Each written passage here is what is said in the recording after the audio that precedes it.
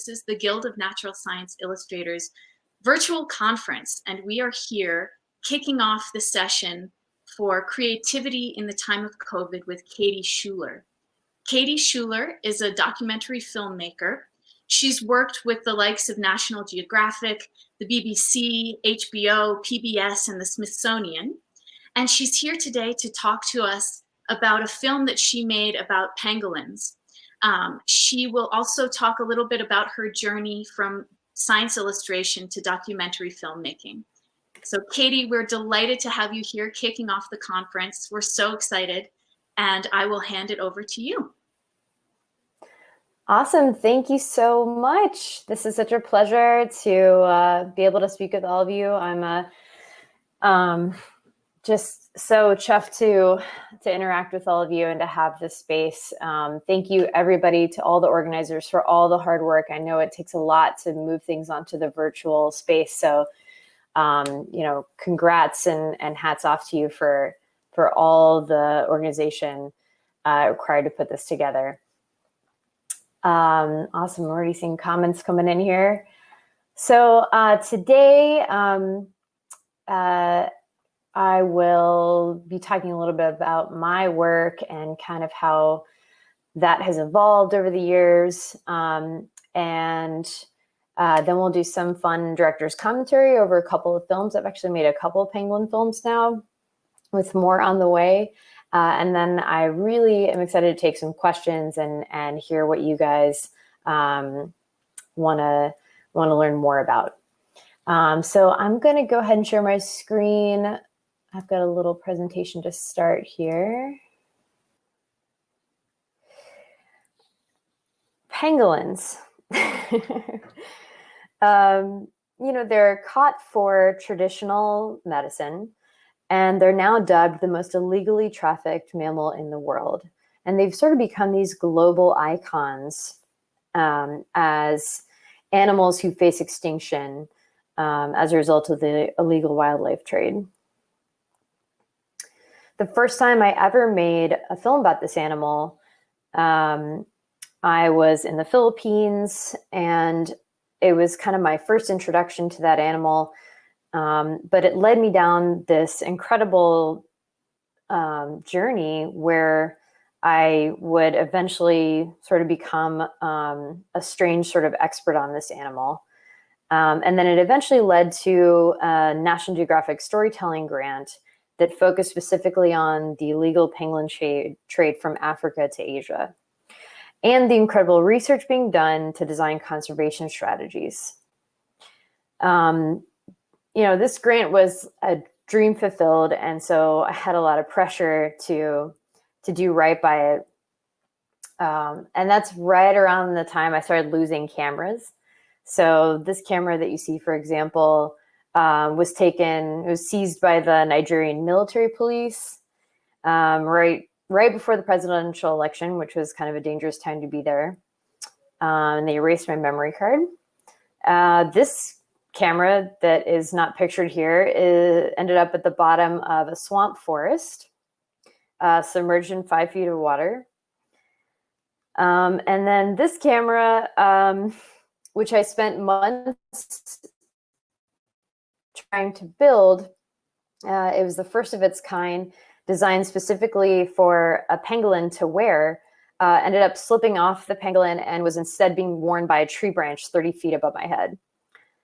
And, as I'm standing here cameraless, looking up at this branch, I'm wondering, how can I get a ladder in the middle of a rainforest? And I couldn't help but reflect on, like, how did I get here? So going back to the beginning, this is my dad and me. I grew up in Florida with parents who thought that I was just a normal girl that enjoyed, not a full-on Barbie, but we didn't have a lot of money, so we got stuck with the Skipper off-brand Barbie. But they gave me these awesome dresses and killer haircuts, and little did they know that my real interest was in something totally different, and that is the natural world, and that I'd much rather be holding this chameleon than an off-brand Barbie. This was my first camera, or should I say the first 100 cameras. And I basically explored my fascination with wildlife using all the mediums. So I took every single photography class that I could in high school and beyond, started exploring nature with my camera. I decided to apply for art school, and I ended up receiving a scholarship to come to the Corcoran here in Washington, D.C. And so that kind of opened me up to even more crafts and medium options. So I was able to further develop what I wanted to do in the realm of conservation. And I also was able to do a work study program at the Smithsonian Museum of Natural History in the entomology department. I also did a study abroad in Brisbane, Australia, and did another amazing workshop. Well, I basically spent time doing these cicada illustrations. That's how they pronounce it there. And with Jeff Thompson, who I think hosted you guys last year. So, you know, I was kind of developing my ability to represent nature with illustration, and I was really enjoying that.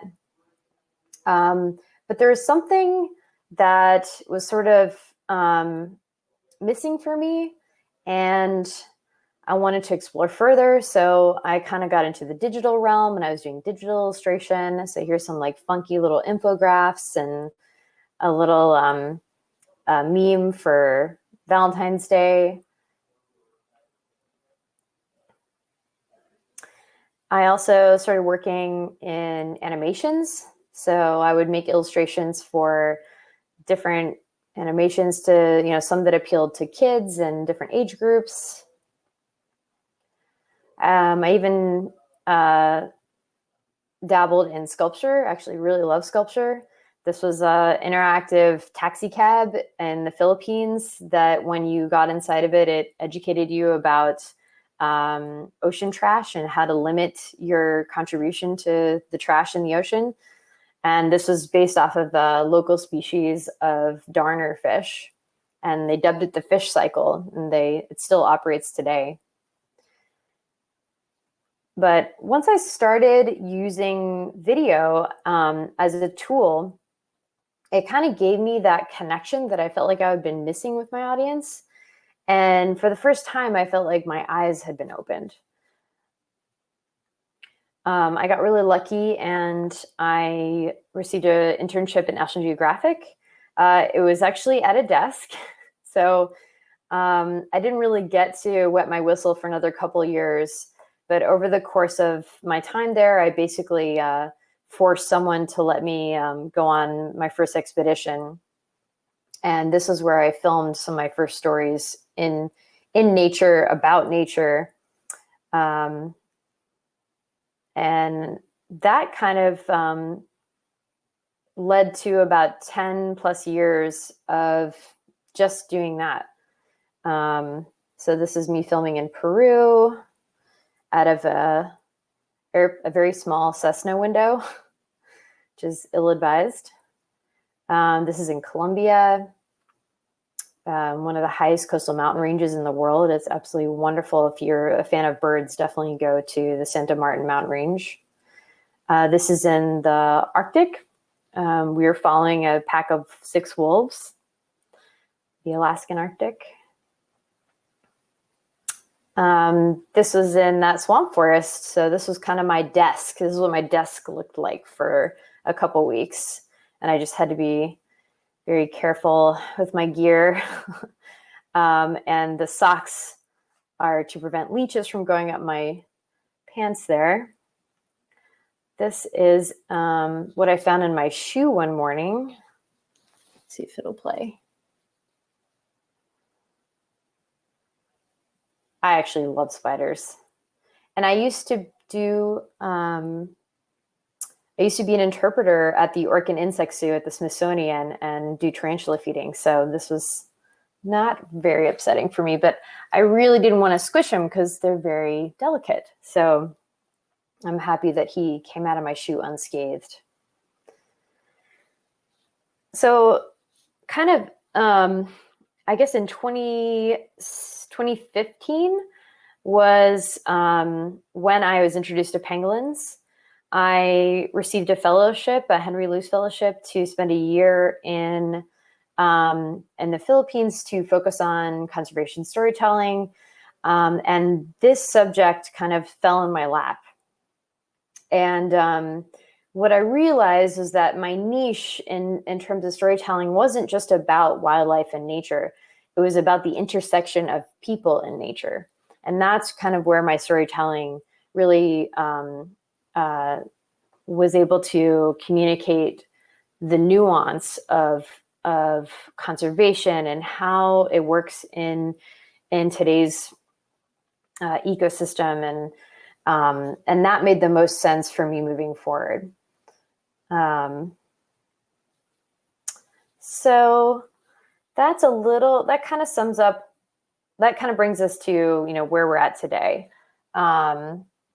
I'm going to exit out of here for now and pull up one of my films. This is the first pangolin film I ever made. It's 13 minutes long. And I'm turning the sound way down for you guys so that you can hear my voice over it. But it basically chronicles the entire journey that a single animal takes from the moment it's captured in the wild to the moment it is consumed in China. And it was really important for me to get a couple things right. One, you'll see here in this image, I didn't want to expose any of the people I interviewed or filmed, their identity. So I kept everybody anonymous. And so I used certain framing to make sure that they were always out of focus or just out of frame. And another thing I wanted to do is I wanted everything to be seen from the vantage point of the animal. So you'll see a lot of the POVs or points of view are direct or like from the ground or from the animal's perspective. My husband was also there with me, so he helped in various aspects of the film. And what you're seeing, this is kind of the magic of filmmaking, right? Is that the setup of the forest you just saw and this shot were totally different countries. Because what happened was I started filming this, and after a year of being in the Philippines, I didn't find a single live pangolin to film. They were all like freshly dead or just parts and pieces. And it was really disheartening because I had like 85% of the film shot, and I knew that without these shots that you're seeing right here of the live pangolin, that it wasn't going to succeed. And so I got really lucky, and I basically sent the part that I had edited so far to the Bali Zoo. And they basically said, we have a couple pangolins here. And they were actually at the time the only zoo in the world, or any facility actually anywhere in the world, that had an Asiatic pangolin species. And so I was kind of at their mercy, and I'm just so thankful that they said yes. So I basically showed up in Bali and was able to get those scenes that you saw at the beginning, and there's a couple more here. For this story, I want it to be very immersive, and I hope that I might skip around through these films because I know we kind of want to wrap up some of this in the next 5 minutes, actually. So I might skip through so you guys can see certain clips. But basically, I think with all my films, the goal is not to vilify the humans or any of the people involved. And so it was important for me to show the home of the hunter and show all of the people that are involved in the trade as just people, hanging out with their families, with their dogs, and that, they're just as victim to the illegal pangolin trade as the pangolins themselves. So this is kind of an intense hunt that we're about to go through with the pangolin here. This penguin's name is Toby. Thankfully, no penguins were harmed in the making of this film. So spoiler alert. And Katie, I'm sorry. Oh, Katie, it's Kathy. I just want to let you know the film isn't playing. Is there any way? Yeah. We seem still in the pangolins through leaves. So I'll just play it from here. Oops, there we go. Much better. We can see that now. Thank you. Okay. Sorry, guys. No worries. Thanks for interrupting me. Yeah, sorry about that. Awesome. So this is the hunting scene. Here's the dogs that they've trained to specifically hunt pangolin. And the musk of the pangolin is actually aphrodisiac. So once the dog learns to hunt for pangolin and recognize that smell, they don't stop. They will continue hunting pangolin for the rest of their little doggy lives. All right, I am going to skip through this a little bit since we're getting close here. So here we have some hunters. And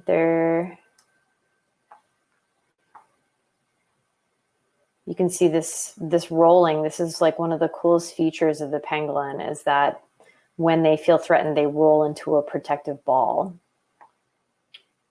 It's an incredible defense mechanism that works on almost every animal except for humans.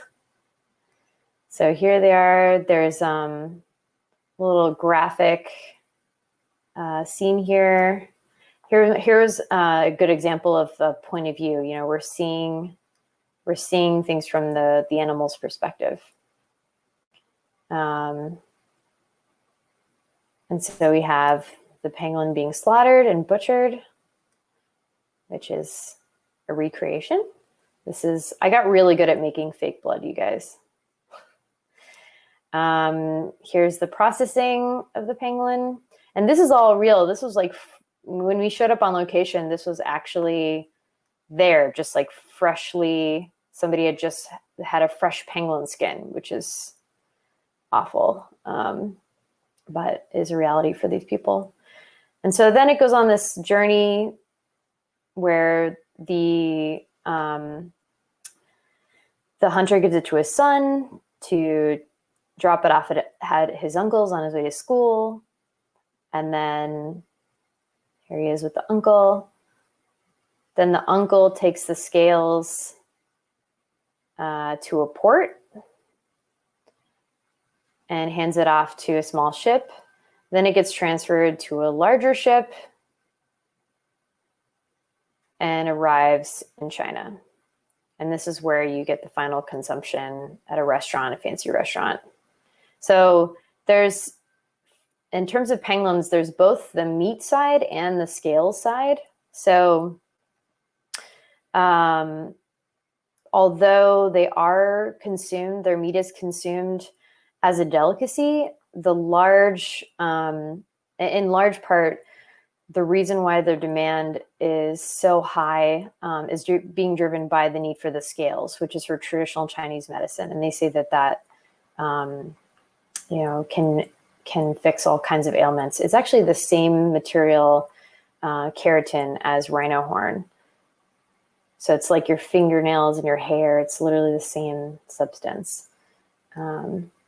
So yeah, and then the very important message here, which is at the end, which is that no pangolins were harmed in making this film. Okay, so that's kind of the longer film. We are already reaching a time where we want Q&A. So what I could do Sarah, I think, is doing the Q&A, is I could kind of leave the other film playing in the background. This one is about the trade from Africa to Asia, whereas the other one was from Southeast Asia to Asia. And then we could start doing questions while this is playing. Does that sound good?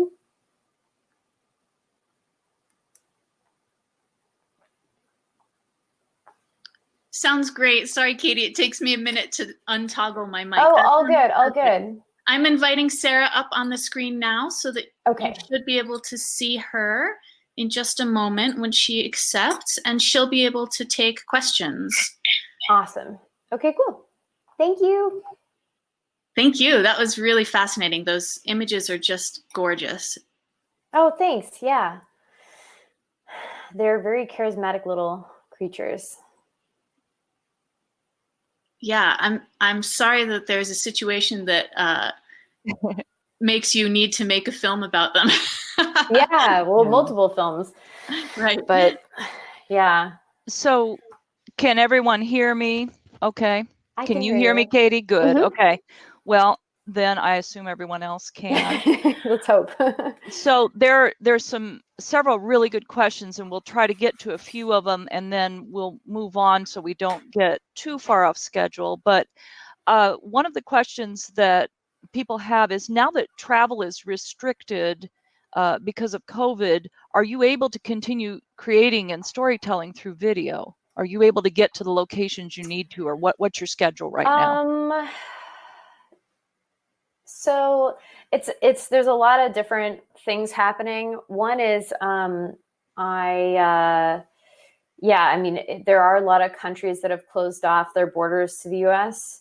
And it's also, I haven't felt super, I'm not in a stage with any of my projects right now where I need to be shooting on location right now. So it just kind of has worked out. And then I also have an 8-month-old. Wow. So it's like a perfect storm of reasons to not travel right now. But I am heavily working on pre-production and post-production for a bunch of different films. And I do know a few other conservation photographers that are out and about. One is heading to Namibia because that is one of the countries that's open. So I know that a few people are traveling, getting around and shooting. And that is definitely my plan. Actually, next month, I think I'll be doing a shoot that's US based, but yeah, certainly the production is not really stopped with COVID. Okay. So I see that some people in the chat actually have some understanding of this and are kind of answering some of the questions about how the pangolins are viewed by the hunters, and that do the hunters know how endangered they are.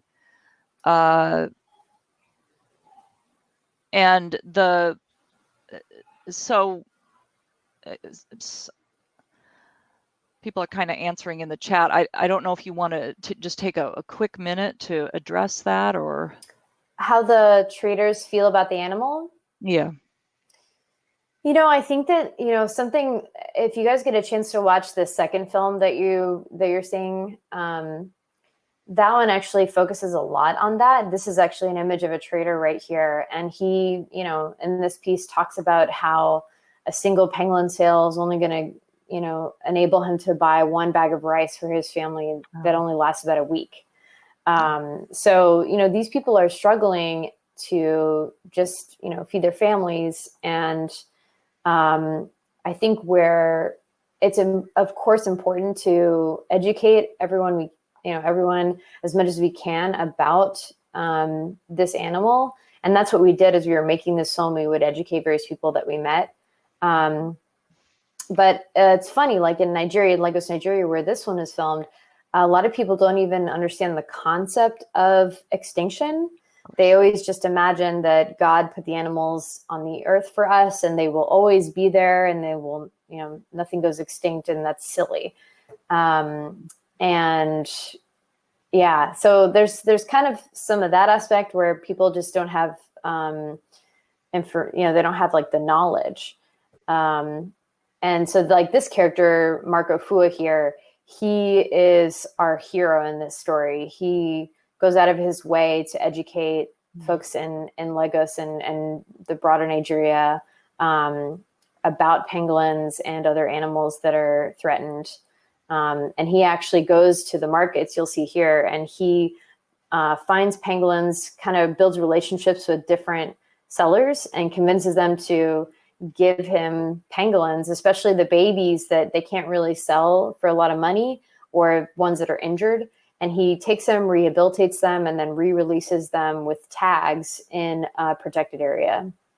Okay. And there's quite a few of these operations happening around the world. Okay.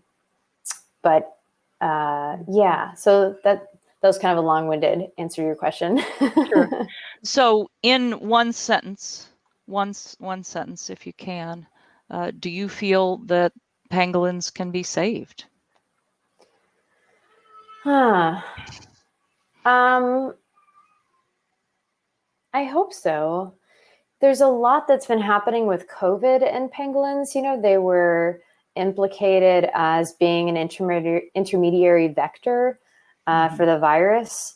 And so there's been a ton of new legal things put in place to try to protect the species in China, which is a big deal to have anything positive for pangolins come out. And so, you know, even though we will never find out if they were the intermediary vector, because we just don't have evidence from Wuhan and that wet market, it has definitely done some big things for them conservation-wise. Whether or not the Chinese government actually follows through with those things is another thing, but we should definitely congratulate China on what they have done so far, and I think it's a great step forward.